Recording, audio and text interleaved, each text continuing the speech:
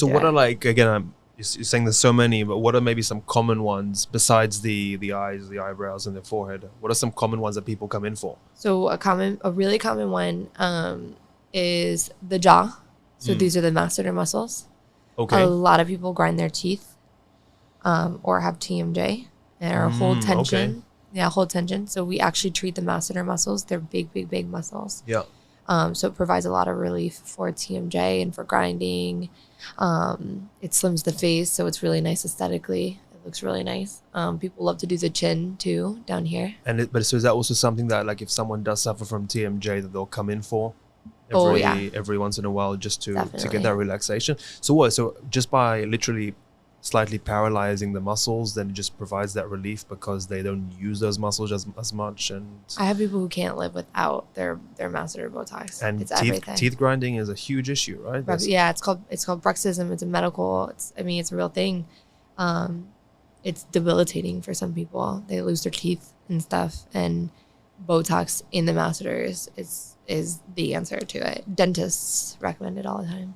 Yeah. Wow. That's so interesting. Okay, so that's one. That's a very interesting one. So that's a good one. See, that's already, and that alone, I think, helps change the stigma around.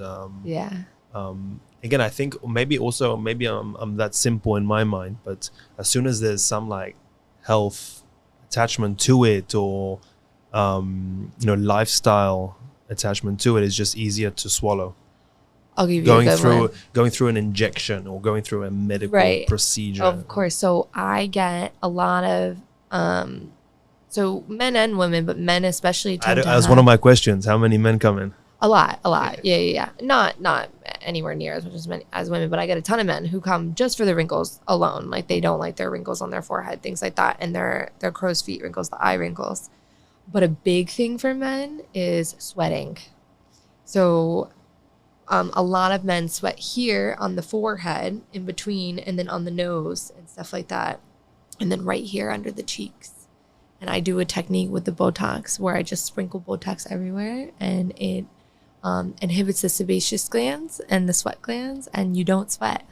On the face, though, specifically for the face, that is. Yeah. Well, they do it I mean, the hands. Like people will do it on the hands as well.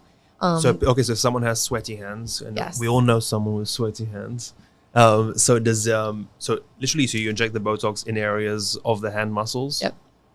And that prevents. So how does that work with what is the simple term science behind how paralyzing the muscles stops from the sweat glands from? So it's honestly, the science behind that is a little less clear, because we know exactly what botulinum toxin does, and it's not 100% clear how it affects the sweat glands. But since the sweat glands are all in that area, we think that it's going in and doing essentially the same thing.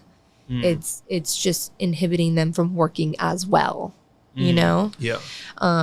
It's honestly something that they discovered from treating people with Botox. They're like, oh wait, now you're not sweating in that area. That's amazing.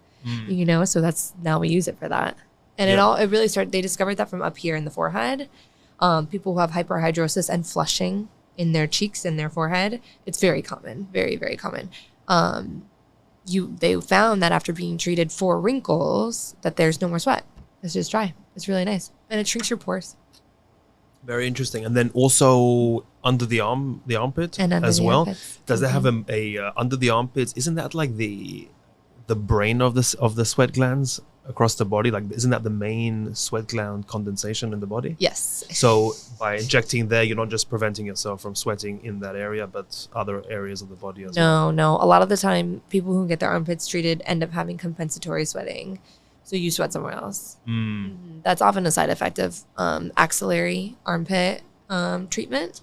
You just end up sweating like a little bit more, like let's say in the lower back or something, because it's a thing. It doesn't happen to everybody, but it is very much a thing. But it's true. It's because the sweat glands are so concentrated in the axilla that your body's confused. And it's like, well, wait. But people don't care, because some people have true hyperhidrosis, which is excessive sweating in the armpits, in the hands, in the face. It's a thing. Yeah. And the face I've never really heard of. Yeah, the face is an interesting one. What is the term for someone with excessive sweating? Hyperhidrosis. Hyperhidrosis. All right. So okay, so we said the sweating, the TMJ for the jaws, or the teeth teeth grinding. Grinding. What was Bruxism. Bruxism. Bruxism. So what is another common one that people come in for? Is there like another maybe a health associated one, an injury associated one that provides people with that relief? So a big health and injury associated one is migraines.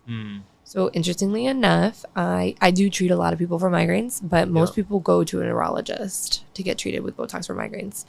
So a neurologist will also treat someone with Botox? Correct, because insurance. So it's less expensive. So you can actually get it covered by insurance through saying, I've had an injury and now I get really bad migraines or hold a lot of tension, or I have a cervical injury, things like that. Or just migraines in general. I've heard of people getting full treatment Botox everywhere. And when I say everywhere for migraines, forehead, glabella, crow's feet, occipitals, which is the back of the head. Trapezius is a big one. Paraspinal muscles here.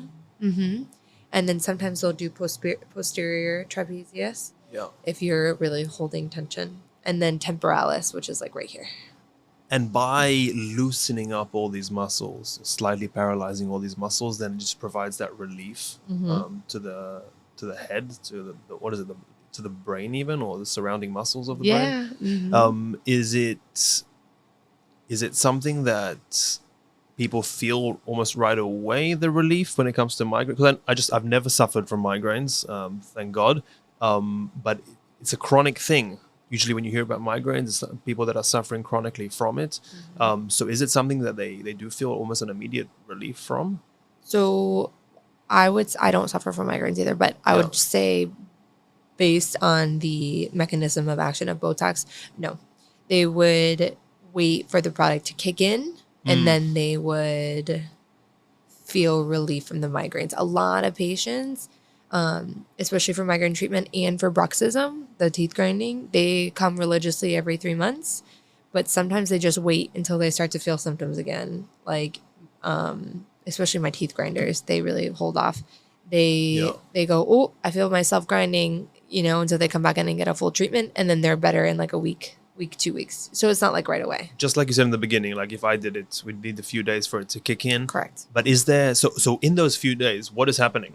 So we're injecting those toxins into those specific areas that we're pointing out in the body. So what's happening during that time when it's kicking in? So is it finding the neurotransmitters? It needs that time to. It just needs time. So you absorb the product. The product is mixed with saline. I also brought everything. The product is mixed with saline because it's just a little powder, and then I mix it with saline, and then I administer it, and you resorb the product and resorb the water, and then the product is the botulinum toxin is there. It goes to where it needs to go to, and then it does its job. It just isn't immediate. It takes some time, but some people honestly start to feel the effects in like 24 hours. It's really quick. Yeah. It's just, it is sort of for your muscle to kind of relax. Your muscle obviously fights it. It's wondering what's happening. It gets all confused. So it kind of fights it. So for it to be completely, it's not a complete paralyzation, but to get to what we're aiming for, it can take up to 2 weeks. If you liked this video and you want to see more, make sure to subscribe below and don't forget to hit the notification button.